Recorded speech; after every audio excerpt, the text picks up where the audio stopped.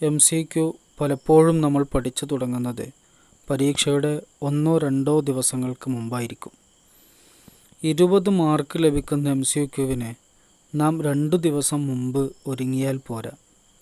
മാത്രമല്ല, ഒന്ന് കണ്ണോടിച്ചു നോക്കി പരീക്ഷയ്ക്ക് പോകുന്നതിന് പകരം കൃത്യമായി മനസ്സറിഞ്ഞ് ഒരു 3 തവണയെങ്കിലും MCQ നോക്കിയാൽ ആ 20 മാർക്ക് നമുക്ക് സിമ്പിളായി നേടാൻ കഴിയും. അതിന് ആദ്യം വേണ്ടത് MCQ പ്രിൻ്റ് എടുക്കാൻ പരമാവധി നമ്മൾ ശ്രമിക്കണം. മൊബൈൽ ഫോൺ, PC നോക്കി പഠിക്കുമ്പോൾ നമുക്കൊരുപാട് പരിമിതികളുണ്ട്. ഓരോ ചോദ്യങ്ങളും അവയുടെ ഉത്തരങ്ങളും നാം കൃത്യമായി മനസ്സിലാക്കണം. അതുകൊണ്ടുള്ള പ്രധാനപ്പെട്ട നേട്ടം, ഡിസ്ക്രിപ്റ്റീവ് ക്വസ്റ്റ്യൻസ് വരുമ്പോൾ ഒരുപക്ഷെ MCQവിന് പഠിച്ചത് നമുക്ക് ഉപകാരപ്പെട്ടേക്കാം. ഓരോ ചോദ്യത്തിൻ്റെയും മലയാളം കൂടി മനസ്സിലാക്കി വെച്ചാൽ പെട്ടെന്ന് നമുക്ക് ഉത്തരം എഴുതാൻ കഴിയും.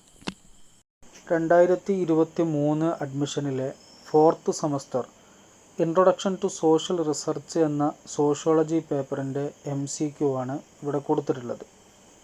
അതിൽ ഒന്നാമത്തെ ചോദ്യം, pure research is also known as എന്നാണ് ഒന്നാമത്തെ ചോദ്യം. എന്ന് പറഞ്ഞാൽ പ്യുവർ റിസർച്ചിൻ്റെ മറ്റൊരു പേര് എന്താണ് എന്നുള്ളതാണ് അതുകൊണ്ട് ഉദ്ദേശിക്കുന്നത്.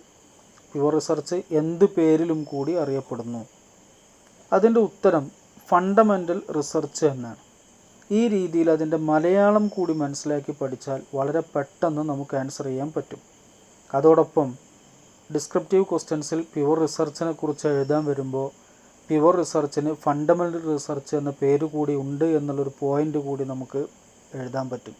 അത് നമുക്ക് MCQ പഠിച്ചാൽ സിമ്പിളായിക്കൊണ്ട് ഇത്തരം കാര്യങ്ങൾ നമുക്ക് മനസ്സിലാക്കാൻ പറ്റും. ഇനി രണ്ടാമത്തെ ചോദ്യം, ഒരു ഗവേഷണത്തിലെ ആദ്യത്തേതും ഏറ്റവും പ്രധാനപ്പെട്ടതുമായ ഘട്ടം ഏതാണ്?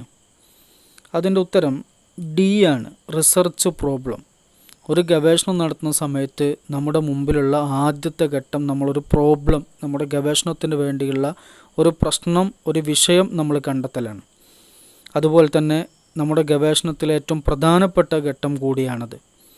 അപ്പോൾ രണ്ടാമത്തെ ചോദ്യം, ഒരു ഗവേഷണത്തിലെ ആദ്യത്തേതും ഏറ്റവും പ്രധാനപ്പെട്ടതുമായ ഘട്ടം ഏതാണ്? Answer research problem. ഈ രീതിയിൽ MCQ പഠിച്ചാൽ നമുക്ക് 20 മാർക്കും സിമ്പിളായിക്കൊണ്ട് നേടാൻ കഴിയുന്നതാണ്.